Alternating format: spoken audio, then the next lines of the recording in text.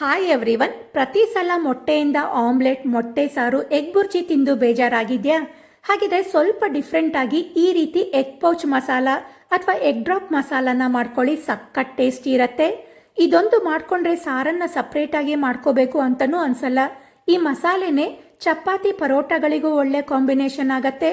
ಹಾಗೆ ಅನ್ನದ ಜೊತೆ ಕಲ್ಸ್ಕೊಂಡು ತಿನ್ಲಿಕ್ಕೂ ತುಂಬಾನೇ ಟೇಸ್ಟಿ ಇರತ್ತೆ. ಬ್ಯಾಚುಲರ್ಸ್ಗಳಂತೂ ತುಂಬಾನೇ ಈಸಿಯಾಗಿ ಮಾಡ್ಕೊಳ್ಬೋದು. ಅದರಿಂದ ವಿಡಿಯೋನ ಸೇವ್ ಮಾಡಿಕೊಂಡು ನೀವು ಕೂಡ ಟ್ರೈ ಮಾಡಿ. ರೆಸಿಪಿ ಇಷ್ಟ ಆದರೆ ವಿಡಿಯೋಗೆ ಲೈಕ್ ಕೊಟ್ಟು ನನ್ನ ಚಾನಲ್ನ ಸಬ್ಸ್ಕ್ರೈಬ್ ಮಾಡ್ಕೊಳ್ಳಿ. ಎಗ್ ಪೌಚ್ ಮಸಾಲ ಮಾಡಲಿಕ್ಕೆ ಮೊದಲಿಗೆ ಕಡಾಯಿಯಲ್ಲಿ 5 ಟೇಬಲ್ ಸ್ಪೂನ್ ಅಷ್ಟು ಎಣ್ಣೆನ ಹಾಕೊಳ್ತಾ ಇದ್ದೀನಿ. ಎಣ್ಣೆ ಕಾದ್ಮೇಲೆ ಇದಕ್ಕೆ 1 ಟೀ ಸ್ಪೂನ್ ಜೀರಿಗೆ, ಅರ್ಧ ಇಂಚಷ್ಟು ಚಕ್ಕೆ, 2 ಲವಂಗ, 1 ಏಲಕ್ಕಿ, ಹಾಗೆ 1 ಬಿರಿಯಾನಿ ಎಲೆ ಹಾಕಿ ಇದನ್ನು ಒಂದು 30 ಸೆಕೆಂಡ್ ಫ್ರೈ ಮಾಡ್ಕೊಳ್ಳಿ. ಇದನ್ನು ಫ್ರೈ ಮಾಡ್ಕೊಂಡ ನಂತರ 4 ಈರುಳ್ಳಿನ ಈ ರೀತಿ ಪೂರ್ತಿ ಚಿಕ್ಕದಾಗಿ ಹೆಚ್ಕೊಂಡಿದ್ದೀನಿ. ಅದನ್ನು ಹಾಕೊಂಡು ಹಾಗೆ ರುಚಿಗೆ ತಕ್ಕಷ್ಟು ಉಪ್ಪು, ಕರಿಬೇವನ್ನು ಹಾಕಿ ಚೆನ್ನಾಗಿ ಫ್ರೈ ಮಾಡ್ಕೊಳ್ಬೇಕು.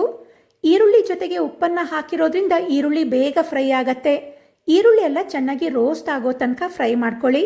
ಈರುಳ್ಳಿನ ನಾವು ಎಷ್ಟು ಚೆನ್ನಾಗಿ ಫ್ರೈ ಮಾಡ್ಕೊಳ್ತೀವೋ ಈ ಮಸಾಲೆ ಟೇಸ್ಟ್ ಕೂಡ ಅಷ್ಟೇ ಚೆನ್ನಾಗಿರತ್ತೆ.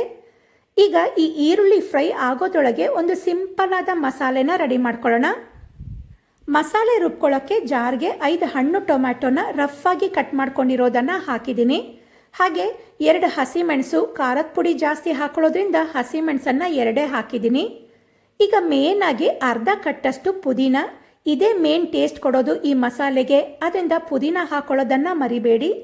ನಂತರ ಅರ್ಧ ಕಟ್ಟಷ್ಟು ಕೊತ್ತಂಬರಿ ಸೊಪ್ಪು, 2 ಟೀ ಸ್ಪೂನಷ್ಟು ಬೆಳ್ಳುಳ್ಳಿ, ಹಾಗೆ 1/4 ಇಂಚಷ್ಟು ಶುಂಠಿ ಹಾಕಿ ಇದಕ್ಕೆ ನೀರನ್ನು ಹಾಕದೆ ಸ್ವಲ್ಪ ತರಿತರಿಯಾಗಿ ರುಬ್ಕೊಳ್ಬೇಕು. ತುಂಬ ನೈಸಾಗಿ ರುಬ್ಕೊಳ್ಬಾರ್ದು, ಸ್ವಲ್ಪ ಈ ರೀತಿ ತರಿತರಿಯಾಗಿ ಇರಲಿ. ಈ ಕಡೆ ಈರುಳ್ಳಿನ ಫ್ರೈ ಆಗಲಿಕ್ಕೆ ಬಿಟ್ಟಿದ್ವಲ್ಲ, ಅದನ್ನು ನೋಡಿ ಎಷ್ಟು ಚೆನ್ನಾಗಿ ಫ್ರೈ ಆಗಿದೆ ಅಂತ. ಇದೇ ರೀತಿ ಚೆನ್ನಾಗಿ ರೋಸ್ಟ್ ಆಗಿರಬೇಕು. ಇಷ್ಟು ಫ್ರೈ ಆದಮೇಲೆ ಇದಕ್ಕೆ ಅರ್ಧ ಟೀ ಸ್ಪೂನಷ್ಟು ಅರಿಶಿಣ, 2 ಟೇಬಲ್ ಸ್ಪೂನಷ್ಟು ಖಾರದ ಪುಡಿ, ಹಾಗೆ 1 ಟೀ ಸ್ಪೂನ್ ಕೊತ್ತಂಬರಿ ಪುಡಿ, 1 tea spoon garam masala powder ಹಾಕಿ ಒಗ್ಗರಣೆ ಜೊತೆ ಚೆನ್ನಾಗಿ ಮಿಕ್ಸ್ ಮಾಡ್ಕೊಳ್ಬೇಕು. ಈ ಖಾರದ ಪುಡಿ ಎಲ್ಲ ಡೈರೆಕ್ಟಾಗಿ ಒಗ್ಗರಣೆಗೆ ಹಾಕಿ ಮಿಕ್ಸ್ ಮಾಡ್ಕೊಳ್ಳೋದ್ರಿಂದ ಒಳ್ಳೆ ಕಲರ್ ಬಿಟ್ಕೊಂಡು ಮಸಾಲೆ ನೋಡಲಿಕ್ಕೂ ಚೆನ್ನಾಗಿ ಕಾಣಿಸುತ್ತೆ. ನೋಡಿ, ಈಗ ಮಸಾಲೆ ಎಲ್ಲ ಚೆನ್ನಾಗಿ ಹೊಂದ್ಕೊಂಡಿದೆ. ಇವಾಗ ಇದಕ್ಕೆ ರುಬ್ಕೊಂಡ ಮಸಾಲೆನ ಹಾಕಿ ಚೆನ್ನಾಗಿ ಮಿಕ್ಸ್ ಮಾಡಿ ಮಸಾಲೆ ಎಣ್ಣೆ ಬಿಟ್ಕೊಳ್ಳೋ ತನಕ ಒಂದು 2 ನಿಮಿಷ ಚೆನ್ನಾಗಿ ಕುದಿಸ್ಕೊಳ್ಬೇಕು. ಟೊಮ್ಯಾಟೊ ಹಾಗೆ ಮಸಾಲೆ ಪದಾರ್ಥಗಳನ್ನು ನಾವು ಹಸಿದೇನೆ ಹಾಕಿ ಗ್ರೈಂಡ್ ಮಾಡ್ಕೊಂಡಿದ್ವಿ. ಅದರಿಂದ ಈಗ ಅದರದ್ದೆಲ್ಲ ಹಸಿ ವಾಸನೆ ಹೋಗೋ ತನಕ ಫ್ರೈ ಮಾಡ್ಕೊಳ್ಳಿ. ನೋಡಿ, ಇದನ್ನು ಚೆನ್ನಾಗಿ ಕುದಿಸ್ಕೊಂಡಂಗೂ ಎಣ್ಣೆ ಎಲ್ಲ ಈ ರೀತಿ ಸಪ್ರೇಟ್ ಆಗ್ತಾ ಬರುತ್ತೆ. ಆವಾಗ ಇದಕ್ಕೆ ಒಂದು ಅರ್ಧ ಕಪ್ಪಷ್ಟು ನೀರನ್ನು ಹಾಕಿ ಚೆನ್ನಾಗಿ ಮಿಕ್ಸ್ ಮಾಡಿ ಮಸಾಲೆನ ಚೆನ್ನಾಗಿ ಕುದಿಸ್ಕೊಳ್ಬೇಕು.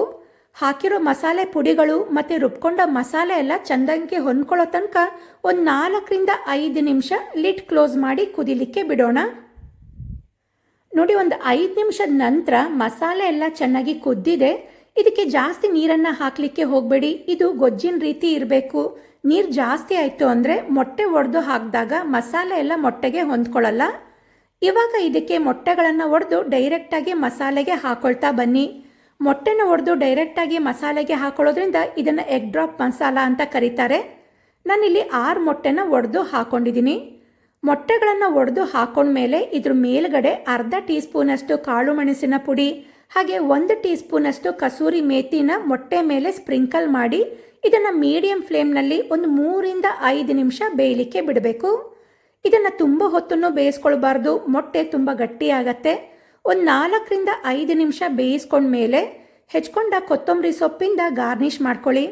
ಮೊಟ್ಟೆಯಿಂದ ಈ ರೀತಿ ಮಸಾಲೆನ ಟ್ರೈ ಮಾಡಿಲ್ಲ ಅಂದರೆ ಮಿಸ್ ಮಾಡದೆ ಟ್ರೈ ಮಾಡಿ. ತುಂಬಾ ರುಚಿ ಇರುತ್ತೆ. ಏನಾದರೂ ದಿಢೀರಾಗಿ ಸ್ಪೈಸಿಯಾಗಿ ತಿನ್ನಬೇಕು ಅಂದಾಗ ತುಂಬಾ ಸಿಂಪಲ್ಲಾಗಿ ಈ ಮಸಾಲೆನ ಮಾಡ್ಕೊಳ್ಬೋದು. ಈ ಎಗ್ ಪೌಚ್ ಮಸಾಲ ರೆಸಿಪಿ ನಿಮಗೆ ಇಷ್ಟ ಆಗಿದೆ ಅಂತ ಅಂದ್ಕೊಳ್ತೀನಿ. ಇಷ್ಟ ಆಗಿದ್ರೆ ಕಮೆಂಟ್ ಮಾಡಿ ತಿಳಿಸಿ. ವಿಡಿಯೋಗೆ ಲೈಕ್ ಕೊಡಿ, ಶೇರ್ ಮಾಡಿ. ಹಾಗೆ ನನ್ನ YouTube channel, Facebook page, Instagram ಅಕೌಂಟ್ನ ಫಾಲೋ ಮಾಡೋದನ್ನು ಮರಿಬೇಡಿ. Thank you.